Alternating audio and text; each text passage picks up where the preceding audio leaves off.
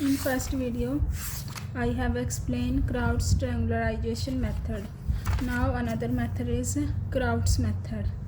This method is more convenient in comparison to other method. जो हमने पहले वाले मेथड किए थे उससे more easy method है ये, as it involve less computation work, क्योंकि इसमें हमें जो वर्क करना है वैल्यूज़ निकालने वो ईजिली निकाल सकते हैं हम. Let the given system of equation be, हमें इस प्रकार के जैसे सिस्टम ऑफ इक्वेशन दे के रखेंगे. उसके बाद हमें इसको क्या लिखना है, एक मैट्रिक्स फॉर्म में, जैसे हमने पहले किया था. ए लेट करेंगे यहाँ पर A X is equal to B. A हमारे पास ये कोफिशिएंट्स ऑफ x1 के, x2 और x3 के, और x हमारे पास एक मैट्रिक्स है x1 x2 x3, और b हमारे पास किसके इक्वल है, b1 b2 b3. In this method, a derived matrix is found from the augmented matrix. हम यहाँ पर क्या करेंगे, एक ड्राइव्ड मैट्रिक्स को फाउंड करेंगे with the help of this augmented matrix, जो हम लेट करके इस ये जो हमने आर्गुमेंटेड मैट्रिक्स हम लेंगे ये वाली, इसमें इससे बनाएंगे हम ए रेशो बी से, जो हमारे पास A denoted by this A ratio B. यहाँ पर हम ये a1 a2 a3 कोफिशिएंट और b1 इसको कहेंगे हम आर्गुमेंटेड मैट्रिक्स. इसकी हेल्प से हम क्या बनाएंगे, ड्राइव्ड मैट्रिक्स. फिर हम एक ड्राइव्ड मैट्रिक्स लेंगे, उसको लिखेंगे a डैश b डैश. ठीक है, a डैश मतलब कि इन कोफिशिएंट्स का डैश, और यहाँ पर b1 b2 b3 डैश. उसके बाद हमें यहाँ पर क्या करना है, हम ये ड्राइव्ड मैट्रिक्स को लेट करके चलेंगे. ये वाली मैट्रिक्स ऐसे इस फॉर्म में लिख लेंगे इसको.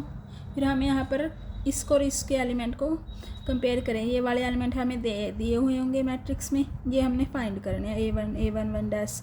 तो a11 डैश किसके इक्वल है, a11 के. ये आपको याद रखने पड़ेंगे सारे एलिमेंट किस किस के इक्वल होंगे.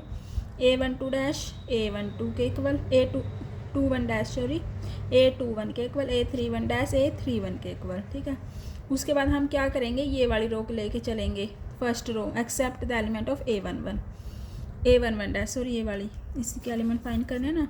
ये वाले को छोड़ के a11 डैश को ये वाले लेके चलेंगे फर्स्ट रो के. बाकी element a12 dash a13 dash और b1 डैश. जो a12 डैश है वो किसके इक्वल होएगा, a12 डिवाइड कर देंगे किससे, a11 से, मतलब इसके फर्स्ट रो के फर्स्ट एलिमेंट से. ऐसे याद रख लेना कि उससे डिवाइड कर देंगे. a13 डैश किसके इक्वल होएगा, a13 bye a11. b1 dash किसके इक्वल है, b1 बाय a11.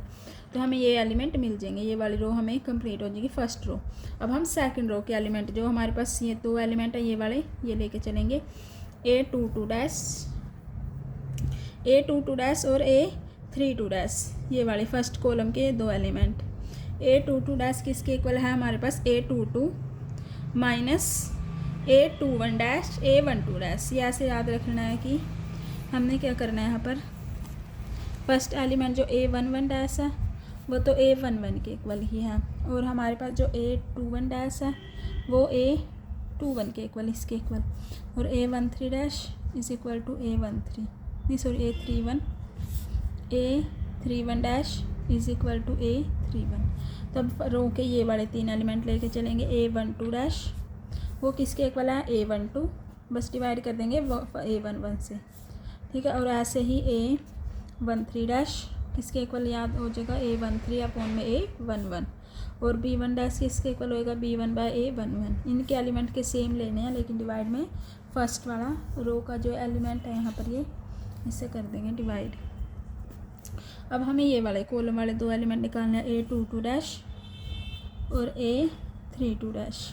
ठीक है, इन्होंने क्या है, a22 डैश किसके इक्वल है, element of a ratio b corresponding to a22 dash minus element of first column multiply element of first row. ये इतना याद नहीं रखना, बस ये याद रख लेना.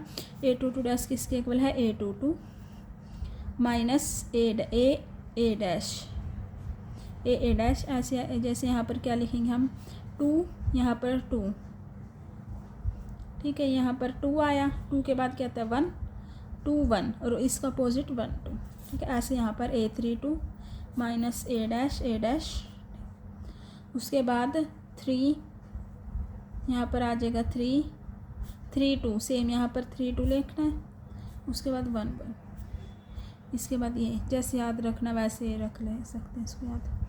उसके बाद a23 डैश और b2 डैश. a23 डैश किसके इक्वल आएगा, a23 माइनस यहाँ पर ए डैश.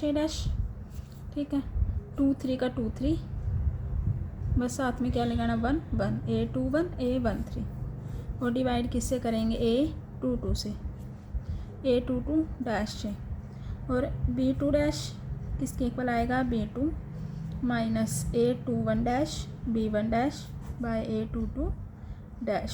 ठीक है, जो हम A2 3 निकाल रहे हैं और B2 डैश निकाल रहे हैं, A2 3 किसके इक्वल आया A2 3 माइनस, फिर A डैश लिखेंगे यहाँ पर 2 3 सेम लिख के, पहले लास्ट में 1 फिर स्टार्टिंग में 1, ऐसे B2 निकाला है माइनस, पहले क्या करेंगे हम B2 है तो यहाँ पर 2 और बाद में 1 1, और डिवाइड किससे करेंगे इसके बीच वाले एलिमेंट से A2 2 डैश से।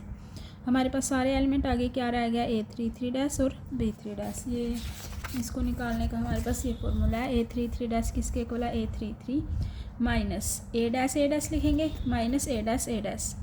ठीक है, 3 1 उसका अपोजिट 1 3 लिख देंगे, 3 2 उसका अपोजिट 2 3 लिख देंगे यहाँ पर। वैसे B3 डैश के लिए B3 minus A dash B dash 3 2 1 लिख देंगे, ये लास्ट वाला कोफिशिएंट 3 2 बाद में 2, और डिवाइड कर देंगे इसके डायगोनल के थर्ड एलिमेंट से जो A3 3 डैश है। तो हमारे पास पूरी ये रो मतलब ये मैट्रिक्स मिलेगी हमें A रो शो B की, उसमें हमारे पास x3 किसके इक्वल होएगा B3 डैश के, और जो x2 है वो किसके इक्वल है B2 dash minus A2 3 dash, लेकिन मल्टीप्लाई करेंगे इससे मतलब x3 से, और x1 डैश किसके इक्वल है B1 dash minus A1 3 dash minus A1 2 dash, इसको मल्टीप्लाई किससे करे थे x3 से, और इसको कर देंगे x2 से, ये फर्स्ट रो आ जाएगा। जैसे इसके उससे समझेंगे एग्जाम्पल से, एग्जाम्पल 1, ये हमारे पास कौन सा मेथड है Crout's method,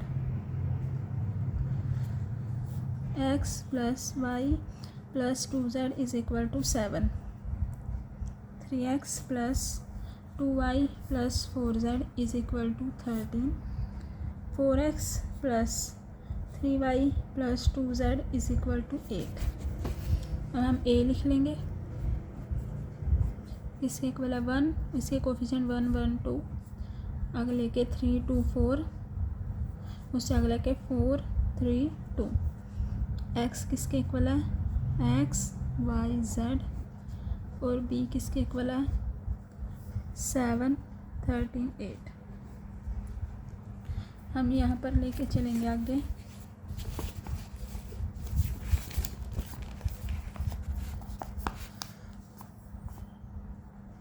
A ratio B, ये हमारे पास किसके इक्वल आएगा जो हमने A लिया था ये वाला 1 1 2 3 2 4 1 1 2 3 2 4 4 3 2, और रेशो किसके साथ है B1 B2 B3 7। हम क्या लेके चलेंगे एक derived matrix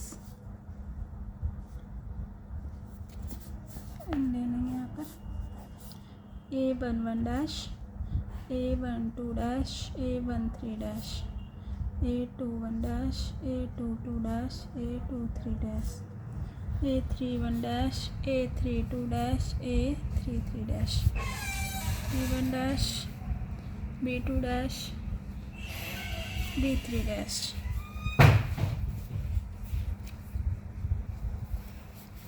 A11 dash is equal to A11, और A11 है 1, उसके बाद A21 dash is equal to A21, और इसमें A21 किसके इक्वल है 1 के, नहीं A21 3 के,